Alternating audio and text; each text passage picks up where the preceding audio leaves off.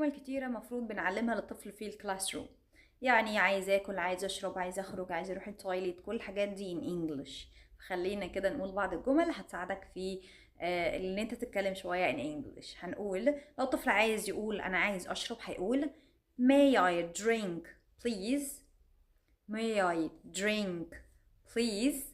طيب لو عايز يقول انا عايز اروح الحمام مثلا هيقول ايه؟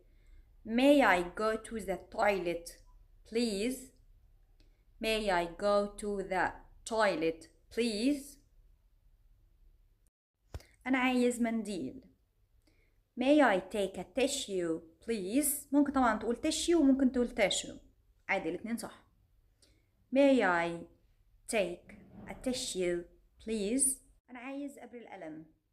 may I sharpen my pencil please. may I sharpen my pencil